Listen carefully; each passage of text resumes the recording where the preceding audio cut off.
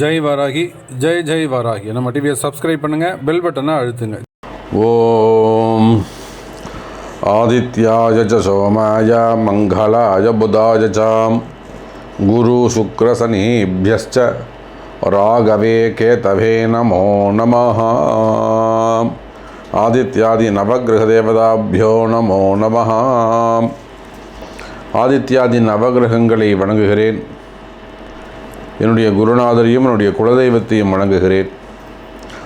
உலகம் முழுவதும் வாழக்கூடிய என் அன்பு பக்தர்களே, என் அன்பு சொந்தங்களே, மே மாத ராசி பலன்கள், அதே போல் வைகாசி மாத ராசி பலன்கள். வைகாசி மாத ராசி பலன்கள் தமிழ் மாதம் குரோதி வருடம் வைகாசி மாதம். இந்த வைகாசி மாதத்தை பொறுத்தவரையில் கிரக அமைப்புகள் எப்படி இருக்குன்னு நான் ஃபஸ்ட்டு பார்த்துடுவோம். ஏன்னா எந்தெந்த ராசி கட்டத்தில் 12 ராசியில் எந்த கிரகங்கள் காலபுருஷனுக்கு எப்படி அமைஞ்சிருக்கு அப்படின்னு பார்த்தா தான், தெரிஞ்சுக்கிட்டால் தான் உங்கள் தனிப்பட்ட ராசிக்கு எப்படி இருக்கும்னு நம்ம சொல்ல முடியும், கணிக்க முடியும், ஜோதிடத்தை கணிக்க முடியும். அப்போ இது ஒரு வானியல் சாஸ்திரம். கிரக அமைப்புகளை கொண்டு நாளைக்கு நடக்க இருக்கின்ற விஷயத்தை முன்கூட்டியே சொல்லக்கூடிய ஒரு ஜோதிட ரகசியம். ஆமாம். அப்போ இந்த வைகாசி மாதம் சூரிய பகவான் ரிஷப ராசியிலே வீற்றிருக்கிறார். அதோடு மட்டுமல்லாது சுக்கிரன் அங்கே தான் இருக்கார், குரு பகவானும் அங்கே இருக்கின்றார். பாருங்கள், 3 கிரகங்கள், சூரியன், சுக்கிரன், குரு, இயற்கை சுபர்கள் மூவரும் ரிஷபராசியில் வீற்றிருக்கிறார்கள். அதே போல காலபுருஷனுக்கு 3, 6 குடையவன் புதன் பகவான் மேஷ ராசியிலும். ஒரு மிகப்பெரிய நன்மை என்னன்னு கேட்டிங்கனாக்கா, செவ்வாயும் ராகுவும் இணைந்திருக்கிறார்கள். செவ்வாய் ராகு இணைந்திருந்தாலே அது மிகப்பெரிய போர் பதற்றம், மிகப்பெரிய ஒரு போர் பதற்றம், ஒரு சண்டை சச்சரவு, யுத்தகலம், ரணகலம். அப்போ அதிரடியான சில விஷயங்கள் தினந்தோறும் டிவியில் நியூஸ், பிரேக்கிங் நியூஸ் வந்துக்கிட்டே இருக்கும், ஏதாவது ஒரு இடத்துல, ஏதாவது ஒரு ஊர்லேருந்து. அப்போ செவ்வாய் ராகு இணைந்திருக்கிற அரசியல் அதிரடி மாற்றங்கள், அரசியல் களம் அனல் பறக்கும்.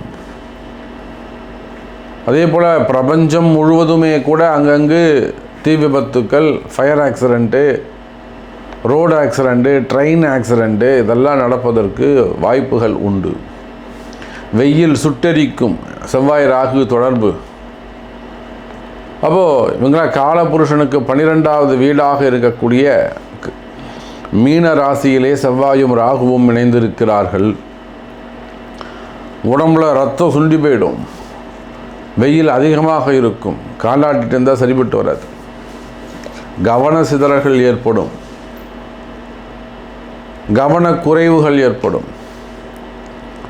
அதே போல் சனியும் சந்திரனும் காலபுருஷனுக்கு லாபஸ்தானம் என்று சொல்லக்கூடிய 11வது வீட்டிலே அமைந்திருக்கிறார்.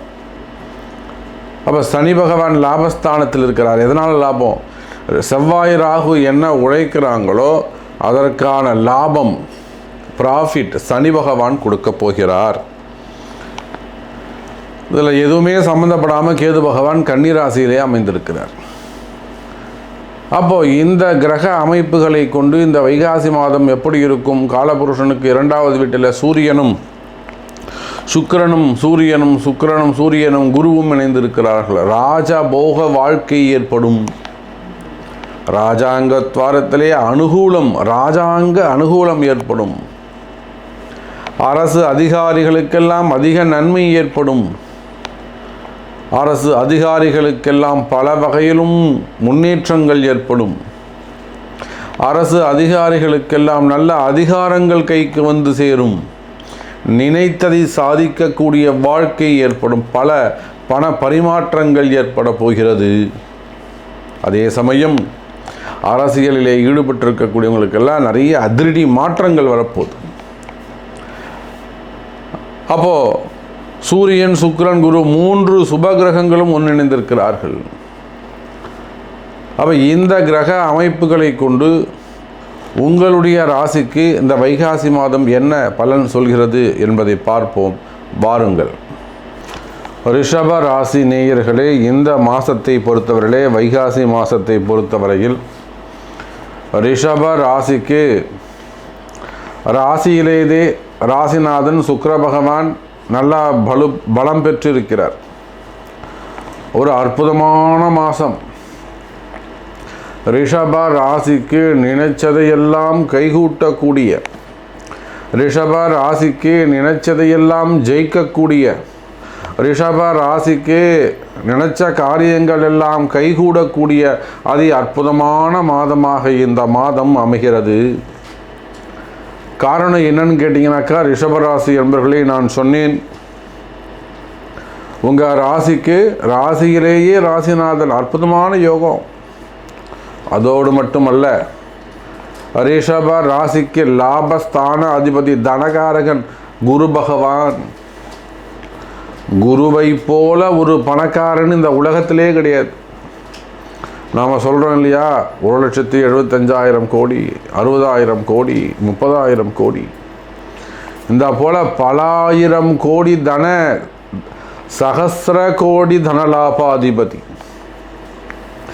1000 லட்சம் கோடிகளை எல்லாம் நீங்கள் அனுபவிக்க வேண்டும் என்று சொன்னால், கோடி கோடியாக, அதாவது பல லட்ச கோடிகளை நீங்கள் எல்லாம் அனுபவிக்க வேண்டும் என்று சொன்னால், அந்த ஜாதகருடைய ஜாதகத்தில் குரு பகவான் நல்ல நிலையில் இருக்க வேண்டும்.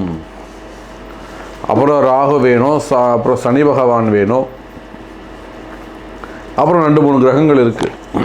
ஆனால் பணம் யாரை குறிக்கும் என்று சொன்னால் குரு பகவானை குறிக்கும்.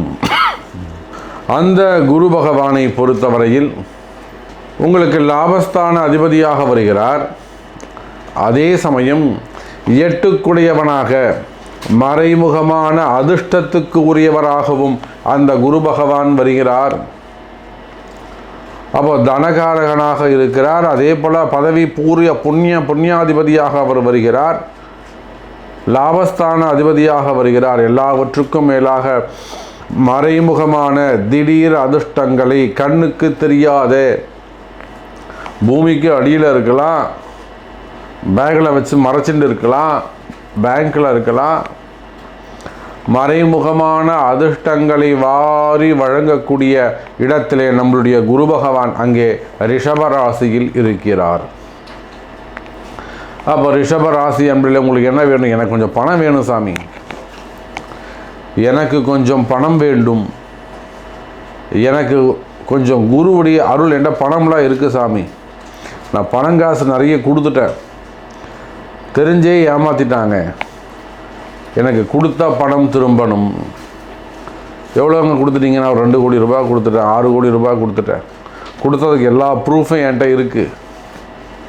நிச்சயமாக உங்களுக்கு அந்த கொடுத்த பணம் திரும்ப கிடைக்கும்.